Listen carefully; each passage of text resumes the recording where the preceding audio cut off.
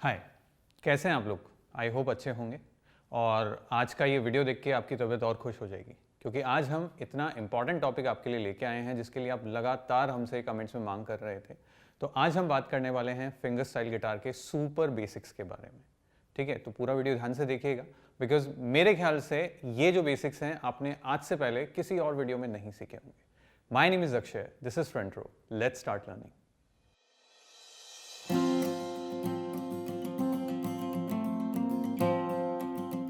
Okay, so what is finger style guitar? देखिए, वैसे तो फिंगर स्टाइल गिटार मेरे ख्याल से जो नॉर्मल आजकल हम गिटारिंग देखते हैं ना, ये स्टील स्ट्रिंग्स गिटार जो हैं, इलेक्ट्रिक गिटार जो हैं, इनसे बहुत पुरानी हैं। नायलॉन स्ट्रिंग्स जो गिटार्स होते हैं वो बने ही सिर्फ फिंगर स्टाइल के लिए होते हैं, बट पिछले 10 सालों में because of the social media and all, बहुत सारे जो क्लासिकल गिटारिस्ट हैं उनके वीडियोस इतने वायरल हुए हैं। अमीन तूफानी का वीडियो किसने नहीं देखा होगा? तो तब से फिंगर स्टाइल गिटार का एक नेक्स्ट लेवल क्रेज जो है वो लोगों में देखने को मिल रहा है। तो पहली चीज जो आपको ध्यान में रखनी है कि जो फिंगर स्टाइल गिटार है वो ओरिजिनेटेड नायलॉन स्ट्रिंग गिटार के लिए ही हुआ था, बट ठीक है, अब जैसे जैसे समय बीता लोगों ने इस पे भी नॉर्मल स्टील स्ट्रिंग्स पे भी ट्राई किया, and now in today's time we are doing it on the steel string also. तो आज हम जो बेसिक्स के बारे में बात करने वाले हैं वो चाहे आपका नायलॉन स्ट्रिंग गिटार हो या स्टील स्ट्रिंग गिटार हो, दोनों पे अप्लाई हो जाएगा।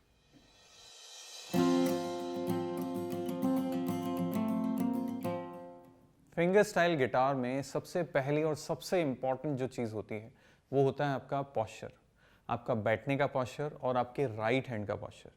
देखिए, नॉर्मल टीचिंग में मैं प्रेफर ये करता हूँ कि आपको पहले थोड़ा सा फिंगर स्टाइल की बजाय नॉर्मल गिटार आना चाहिए। अगर आता है तो बहुत अच्छी बात है, it will be N easier process for you. लेकिन अगर आप सीधा फिंगर स्टाइल से स्टार्ट कर रहे हैं और वो भी स्टील स्ट्रिंग पे ही, तो मतलब थोड़ा सा चैलेंजिंग ज़्यादा हो सकता है, बट ठीक है, पेशेंस और प्रैक्टिस से सब कुछ पॉसिबल है। तो I am not demotivating you, but I am telling you कि this is how it should be, कि आपको पहले स्टार्ट करना चाहिए अपना नॉर्मल पिक के साथ। आपको पहले पिक से बजाना आना चाहिए। अगर आपने नायलॉन स्ट्रिंग गिटार नहीं खरीदा है, आपके पास स्टील स्ट्रिंग ही है, तो first try to play with the plectrum and then come to the finger style वाला पार्ट। अब पॉस्चर की जब बात करते हैं तो जो राइट हैंड का पॉस्चर है वो बहुत इंपॉर्टेंट है। पहली चीज आपको जो ध्यान में रखनी है कि आपका जो एल्बो है वो पूरी तरीके से आपके गिटार पे रेस्ट कर रहा है, और आपका जो रिस्ट है, दाहिने हाथ का जो कलाई है, वो एकदम लूज रहनी चाहिए। किसी भी तरीके का कोई स्ट्रेन आपकी अगर कलाई में होगा तो अल्टीमेटली ये आपकी प्लेइंग पे बहुत बुरा असर डालेंगे। तो आपको क्या ध्यान में रखना है कि आपको अपनी जो कलाई है, लिटरली देखिए, जैसे होता है ना कि जैसे मेरी कलाई में अब मेरे हाथ में जान ही नहीं रही, तो ऐसा ऐसा का ऐसा हैंग हो जाएगा वो।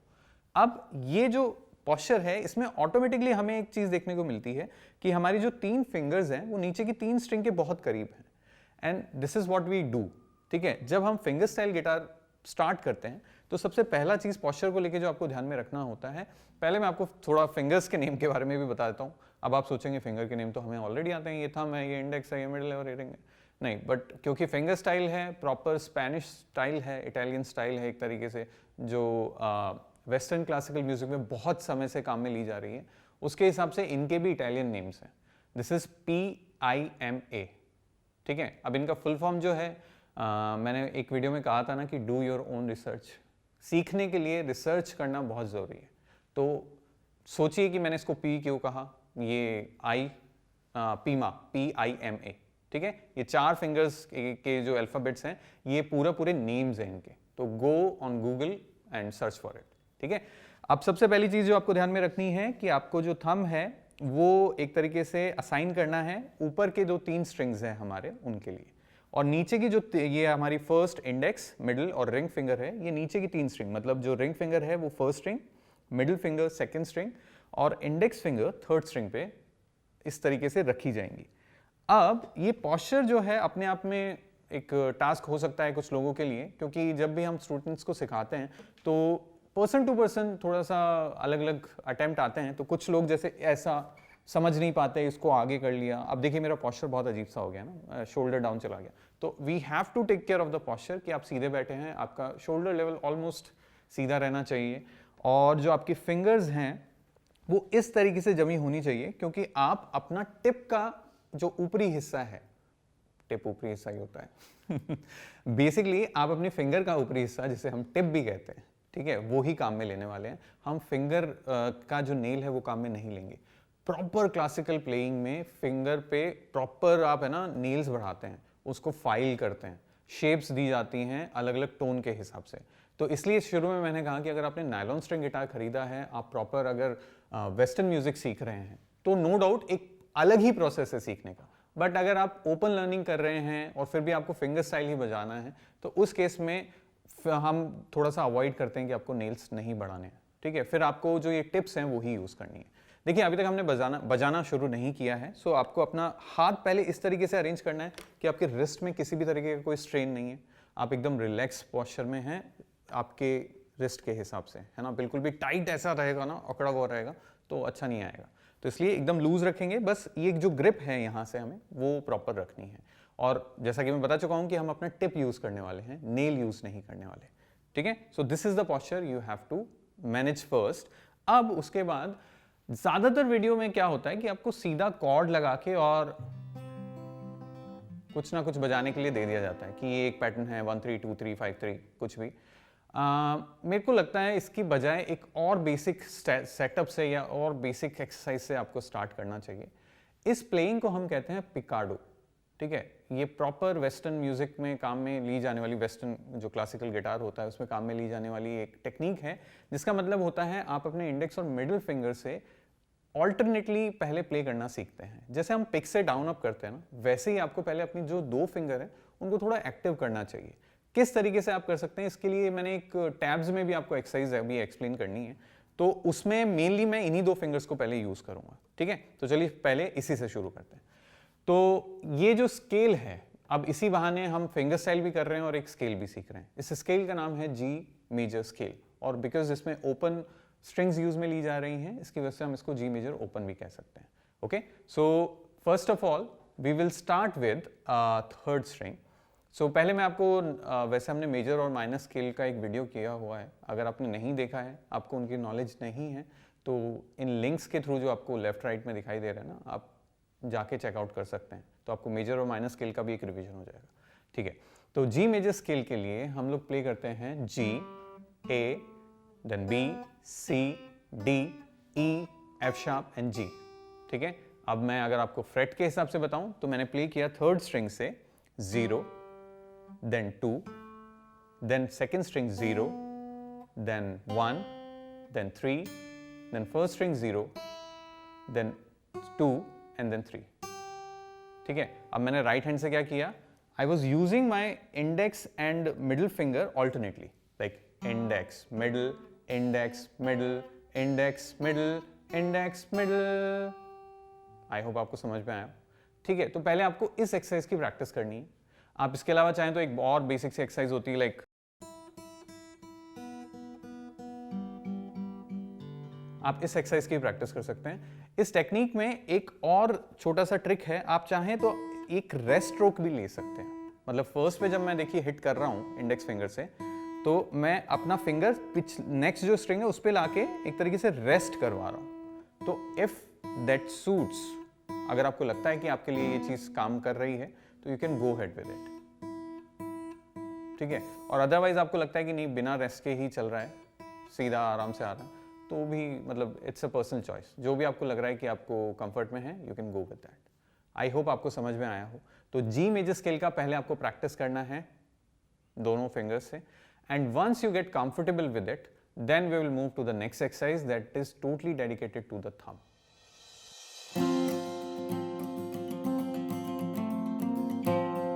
तो अब बात करते हैं दूसरे पड़ाव की, है ना, दूसरी एक्सरसाइज की। तो ये जो एक्सरसाइज है ये थंब पे बेस्ड है। अब आपको क्या करना है, ऊपर के 3 स्ट्रिंग्स हमें यूज करने होते हैं थंब से मोस्टली, तो इसके लिए भी हम एक स्केल ही प्ले करेंगे, जिससे कि आपका ये जो थंब प्लेइंग है ये थोड़ा सा बेटर हो पाए। अब देखिए थंब को प्ले करने के भी कई तरीके हैं। कुछ लोग अपना हाथ इस तरीके से बाहर की तरफ निकाल के रखते हैं, तो ये जो हिस्सा है थंब का ये यूज करते हैं, ठीक है। अब इस केस में क्योंकि मेरा नेल जो है वो हल्का सा बड़ा है, तो वो उसको डिस्टर्ब कर रहा है, as you can hear in the tone, ठीक है। ये देखिए, तो what I will do, I will prefer कि मैं इस हिस्से से अपना जो थंब का स्ट्रोक है वो लूँ, तो ज़्यादा कंट्रोल साउंड मुझे मिलेगा। ओके, सो अब आपको थंब से जो चीज़ प्ले करनी है उसको हम बोलते हैं E major scale. Another major scale ठीक है, एक ही लेसन में 2 टेक्निक्स का हम यूज़ कर रहे हैं एक तरीके से। तो इस ई मेजर को प्ले करने के लिए आपको क्या करना है, पहले नोट्स के नेम देख लेते हैं, E, F sharp, G sharp, A, B, C sharp, D sharp and E. Okay, अब टैब्स के हिसाब से I started with the 6th string, छठे स्ट्रिंग से स्टार्ट किया मैंने, 0 2 4 0 2 4 1 2 and you can go the backward वाला पार्ट ऑल्सो, रिवर्स।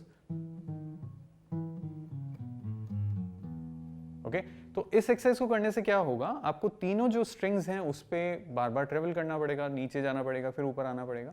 तो आपके थंब को एक आदत होना स्टार्ट होगी कि जिसमें वो ये जो स्ट्रोक्स हम लेना चाह रहे हैं उसके लिए थोड़ा सा एक आदत, हैबिट पढ़नी आपकी स्टार्ट होगी। और I hope it will do a better job than playing any particular arpeggio pattern.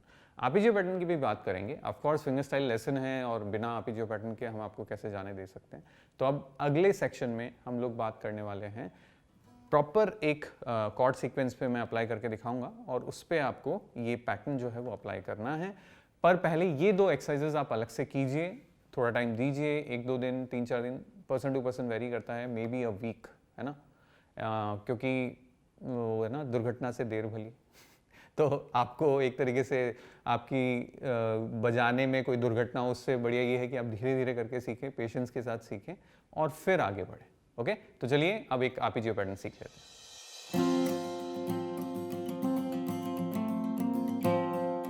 तो अब जो आरपीजीओ पैटर्न हम प्ले करेंगे, तो आरपीजीओ किस पे प्ले होते हैं, आरपीजीओ प्ले होते हैं कॉर्ड्स पे। वैसे आरपीजीओ होते क्या आपको पता है? आरपीजीओ होते हैं कॉर्ड्स का, एक तरीके से कॉर्ड्स को टुकड़ों में प्ले करना is known as the arpeggio basically. तो अभी हम जो कॉर्ड्स इस पर्टिकुलर एक्सरसाइज के लिए यूज करेंगे पहले वो सीख लेते हैं। दिस इज ई माइनर, ठीक है, मोस्ट इजी कॉर्ड जो हम सबसे पहले सिखाते हैं। Then C major, okay, then next chord will be G open and the last chord will be D major। ठीक है, अब आपको ये 4 कॉर्ड पहले प्ले करना आना चाहिए अगर आप ये एक्सरसाइज प्ले कर रहे हैं। अब आपको राइट हैंड से क्या करना है, I will tell you that. So जब आप ई माइनर लगाएंगे तो आपको प्ले करना है अपने राइट हैंड से 6 3 2 1। ये मैंने आपको स्ट्रिंग के नंबर बताएं, छठा स्ट्रिंग, तीसरा स्ट्रिंग, दूसरा स्ट्रिंग और पहला स्ट्रिंग।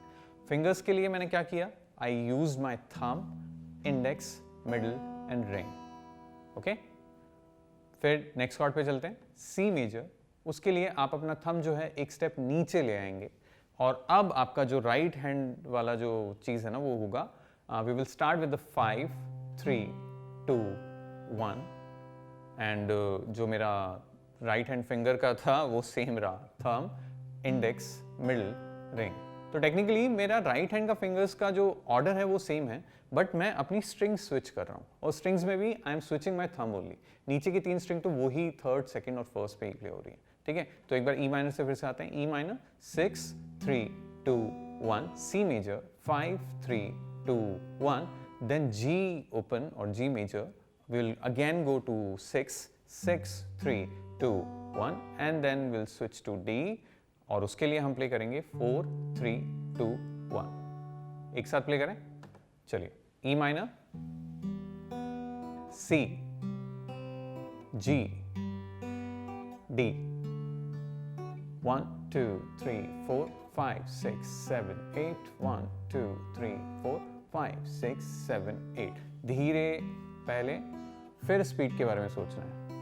कॉन्टिन्यूटी एंड कंसिस्टेंसी ज़्यादा महत्वपूर्ण है ना। स्पीड पे जाने का थोड़ा सा थामे, है ना, अभी नहीं सोचना है स्पीड के बारे में, स्पीड किल्स, बट आगे जाके हमें स्पीड में भी प्ले करना है। We want to play like this, है ना, you need to play like this, but धीरे धीरे, पहले स्लो और फिर धीरे करेंगे। तो आई होप ये एक्सरसाइज आप अच्छे से प्ले कर पाएंगे और फिर अच्छे अच्छे वीडियो बना के अपलोड करेंगे और फ्रंट रो को टैग भी करेंगे। तो भैया समझ में आया? आई होप आया होगा, नहीं आया तो एक जल्दी से समरी देता हूँ। तो सबसे पहले हमने स्टार्ट किया था फिंगर पोजीशन के बारे में। आपको ध्यान में रखना है कि पहले इन्हीं दोनों फिंगर जो हमारी इंडेक्स और मिडल है ना, इस पे थोड़ा सा काम कीजिए, पिकाडो एक्सरसाइजेस कीजिए। उसके अलावा फिर जो थंब की एक्सरसाइज हमने की थी, individual thumb exercise, thumb independence के लिए कि भाई थंब इंडिपेंडेंटली मूव कर पाए ऊपर नीचे, उस पर काम कीजिए।